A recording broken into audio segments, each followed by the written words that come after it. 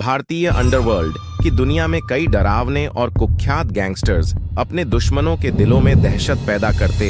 ये गैंगस्टर अक्सर जबरन वसूली, तस्करी, मादक पदार्थों की तस्करी और कॉन्ट्रैक्ट हत्याओं जैसी गतिविधियों में शामिल होते हैं। ये गैंगस्टर बहुत क्रूरता के साथ काम करते हैं। किसी भी कानून को ब्रेक करना इनका खेल बन जाता है।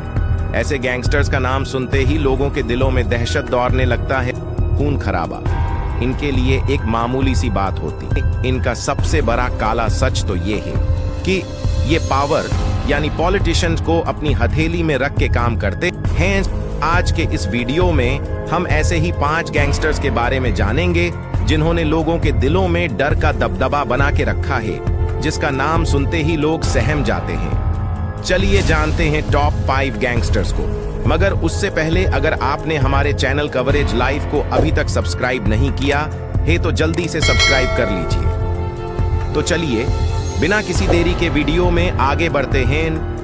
नंबर 5, हाजी मस्तान। हाजी मस्तान, जिसे सुल्तान मिर्जा के नाम से भी जाना जाता है, जिसको 1960 और 1970 के दशक में मुंबई अंडरवर्ल्ड का किंग माना जाता था। वह तस्करी, जबरन वसूली और अवैध जुआ सहित विभिन्न आपराधिक गतिविधियों में शामिल था और मस्तान गिरोह का नेता था, जिसका नागपाड़ा और डोंगरी के इलाकों में अपना ठिकाना बना के रखा था। मस्तान अपने राजनीतिक कनेक्शंस के लिए जाना जाता था, जिससे उसे मुंबई के आपराधिक अंडरवर्ल्ड पर अपनी पकड़ बनाए रखने में मदद मिली थी। मस्तान आपराधिक दुनिया में शामिल रहने के बावजूद वो अपने समुदाय के गरीबों और जरूरतमंदों की मदद किया करता था।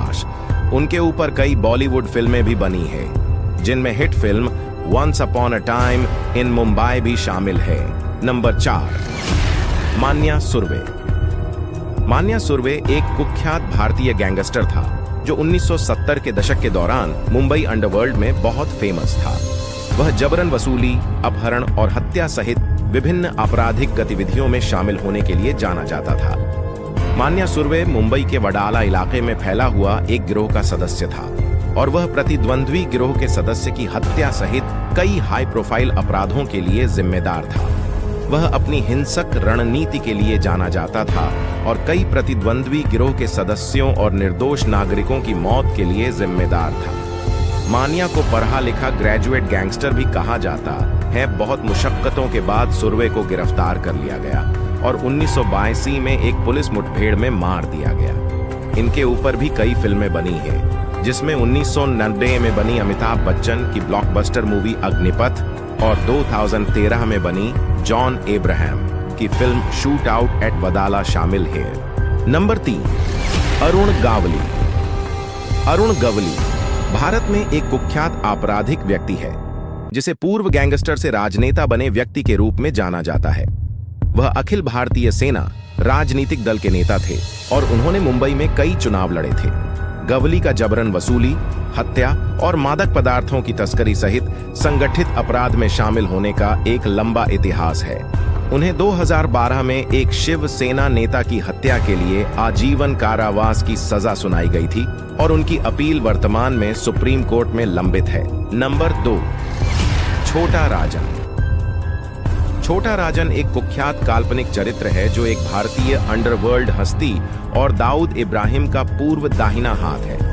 वह मुंबई के अंडरवर्ल्ड पर मजबूत पकड़ रखने वाला एक गैंगस्टर है और हत्या, जबरन वसूली और मादक पदार्थों की तस्करी सहित कई आपराधिक गतिविधियों के लिए जाना जाता है।